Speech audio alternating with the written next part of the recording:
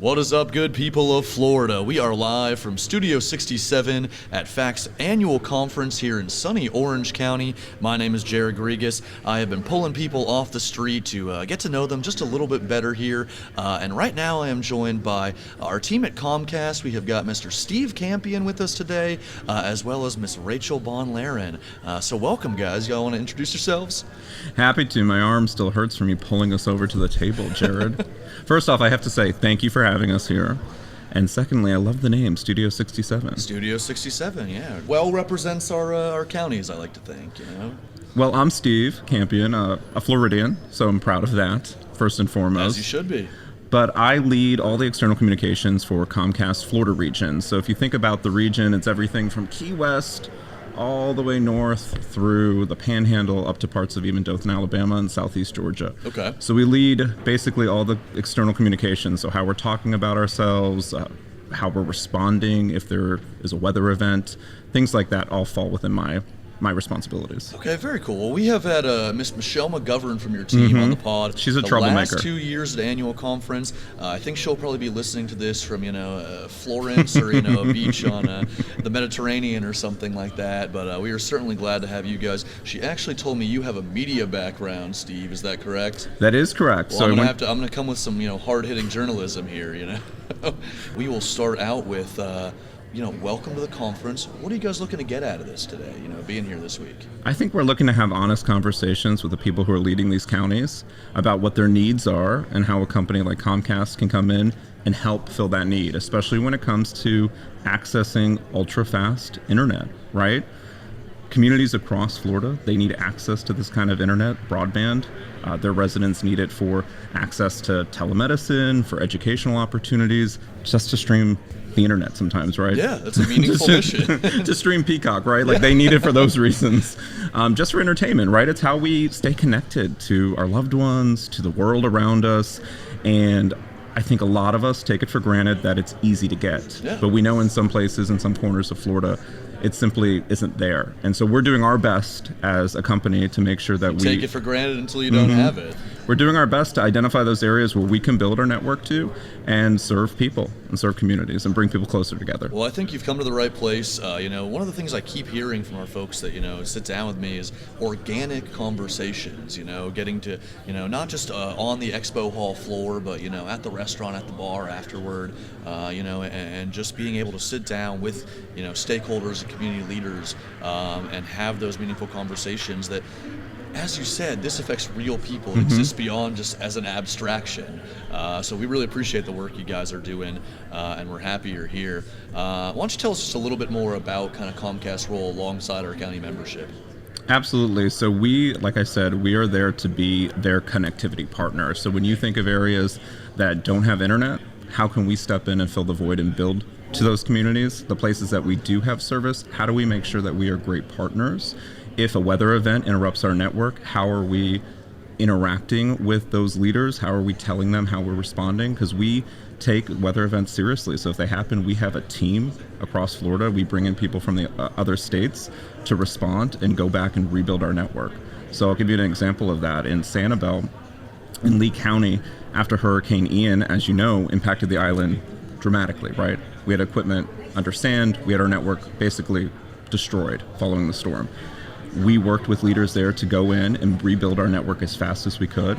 And in the months and the years after that, we worked even harder to build another path to the island, another fiber path to the island, so we would have redundancy in the island. So if and when a weather event happens again and cuts our network for some reason, hopefully we can stay online a little bit longer. And if we can't, we have the tools to respond quickly and to let the leaders in those counties know that we are on our way. We are there to connect communities to internet, because we know that's how people stay in touch. Right. That's how they get their information. In this state, keep right? things resilient, obviously. Excuse me. I worked as FAC's, telecoms guy for just a little bit. I've been out of the game for about half a year now, though. Paint a picture for us. What's kind of the landscape look like for you guys right now, whether that's, at the state level or just on the ground? We're building.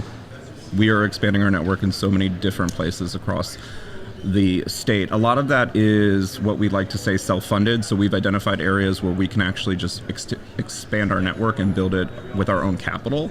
And in other areas, we've worked with the state through a public-private partnership to access federal funds, state funds, to basically partner with the state and identify areas where we can build our network. So let's take Lee County, for example, again, in Lehigh Acres, which is an area in eastern Lee County.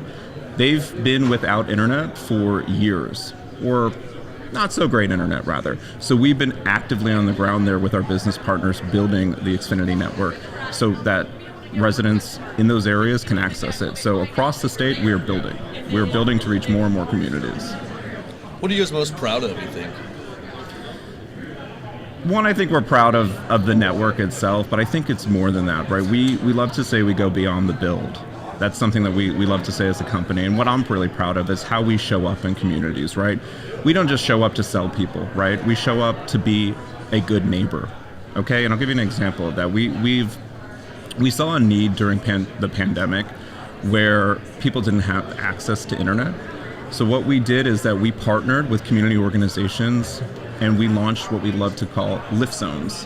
And so in community centers, whether it's a Boys and Girls Club, whether it's a community center in the heart of West Palm Beach, we basically go in and we provide free Wi-Fi to those community centers. And so kids who need to do their homework, parents that need to go apply for a job, they can go to those places and access free internet. So I love, what I love most about being part of this company is how we show up as a good neighbor to people when it comes to investing in the communities that we serve, investing in those nonprofit partners, making sure that our government affairs partners, they're identifying great organizations that are doing great work to shrink the digital divide and making sure that we're setting up those organizations for success by either financially investing in them or providing them technological devices that can help. Or in the case of lift zones, free Wi-Fi. I think that's really meaningful work, Steve. And having spoken to Michelle in the past, you're right. I think you guys do a lot of kind of extracurricular campaigns and activities. I remember she was telling me about the the American Flag Exchange you guys do? Operational Glory. Yeah. Yes, and I'm really proud because on Flag Day, June 14th, keep me honest, on Flag Day, we replaced 75 American flags across the state. And you're a telecoms company. Well, we're a company with a heart, is what I like to say, and we have employees who care. And so many who are veterans. And so if you don't know, a little bit about Operational Glory is this idea that if you see a worn American flag, a tethered American flag, a Comcast employee, a technician, might approach you as a homeowner and say, hey, Jared, you need a new flag? That's awesome. And you're like, sure, we got you. So we'll show up, we'll come back out, and we will replace that flag, and then we'll retire that flag as appropriate. And it's just one way that we can say as a company, we're proud to be here. And this is something extra that we show up. Absolutely, that's proof of concept beyond the build. Well, you got the ear of the membership here. What's kind of the one take-home message you got for everyone listening today, Steve? I think we need to hear from our leaders in the 67 counties across the state how we can do better, how we can better serve these communities, what the need really is. I know, there's a sense of urgency to make sure that we are getting to every corner with high-speed internet as fast as we can. And it's really how can we work with them to break down the barriers to make that process a little bit easier and a little bit faster so people aren't necessarily waiting. Well said, Steve.